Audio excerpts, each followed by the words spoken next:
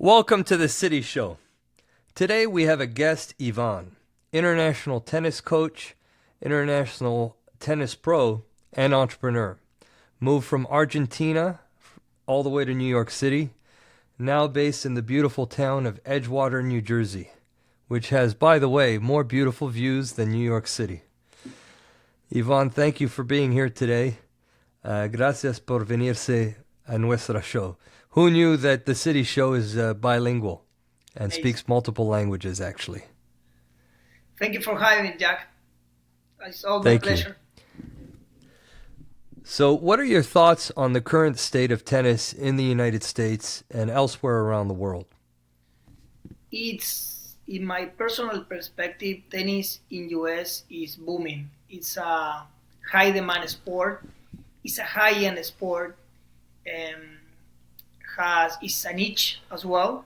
It has so much opportunity if you are a tennis coach or even a player, and the land of opportunities here in US for this niche are there is no value for it. The sky is the limit, as they say. And I love it. It's just in every step in the way. How do you view exclusivity in tennis, particularly within different socioeconomic segments of society, which is a fancy way of saying, is tennis just for the rich? Or are they building tennis courts all across America regardless of, neighborhood and socioeconomic strata? Good question.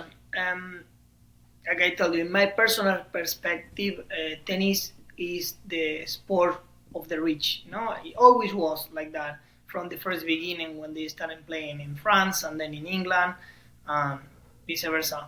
But of course, it's always, like together with the question of what are you looking for? Are you looking to play at the highest level? Are you looking to play at recreational level? And that's all that questions are in how much money you're going to invest. Nowadays, there are more opportunity. Even when I started in Argentina, I'm from there, and middle class, I was able to access to tennis. Still, of course, the people who has started always was the rich people, and they always will be. That's a fact, like it or not. But the doors are more open, and the sport is more popular to bring more people from middle class. Of course, it's really hard to say it, but people who are low income, they are really, really difficult to access because of the equipment, court time, coach, it make very, very difficult to access to the next level. Still, you can play recreational and having fun. What strategies do you see for democratizing tennis in public parks and in order to make it accessible to all? The way that will, I would So, in say, other words, what do you think municipalities and cities and towns can do in order to the make tennis more accessible to everybody? what I see over here, even in that I really like it, is that, for example, in New York and even in New Jersey, because very interesting, New York is a very, very crowded city, no? With probably more than 8 million people, and tennis is a boom in every single park. So they really care about the parks to take care of the people to access to the court time for free. Some courts are really, really good, and it's so popular that you need to put it in a wait list in order to play. And the people will wait 2, 3, 4 hours to get 1 hour court. I have a fun history about that one time in Brooklyn. But for example, in New Jersey, every town has his of they own the courts, the public courts, and they put someone to take care of their courts. So you need to actually go. So they protect the people of each town. So if you don't belong from this town, you're not able to get their courts. So that give you access to play for free locally when the weather is nice. When the winter, you need to move indoors. But that's a Well, really the good great way thing to. about New York City is that they're actually building courts all across Manhattan, the Bronx, Brooklyn, in every neighborhood. So it doesn't matter what the neighborhood around you looks like. whether it's, tall glass, fancy skyscrapers or just, humble neighborhoods. They got tennis courts, within a walking distance. You walk Yes. 15, 20 minutes, you're going to find the tennis court. And the interesting part as a coach, because coaches hassle to get a court, and even coach with free ball, like big stories about that. But you can play. This is one of the beauties of Manhattan. You are playing with, like, I don't know, like a CEO of a company, the guy who is playing with someone who works in the deli, and everyone is playing together in the tennis courts. That's allowed to have all that interaction. And like I tell you, in regular basis, the community is very strong. And even like you mentioned in the Bronx, like Central Park is wild. The people, even if have to, I don't know, if you get a court, they show up 5 a.m. to put the name to play at 6 p.m. And that's the beauty, That is incredible. New York versus Miami versus LA. Which has a better tennis scene, pro and amateur? Pro and amateur. All right. Let's start with New York, because it's where I like. Tennis is super strong, but it's very, very expensive.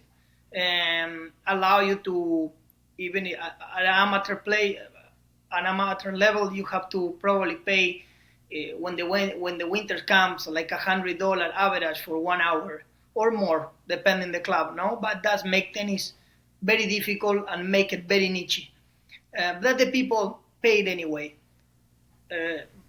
Of course, in LA and Miami, you are able to hustle for outdoor courts and make it more accessible, even cheaper, or use like even for free.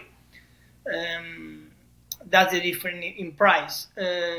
In question of level, is always what are you looking for? If you're looking for player development, I will say Florida, Miami, or even LA, California are the best ways to go there. There's a lot of juniors, very, very high level, and also to play with like very, very good players over there.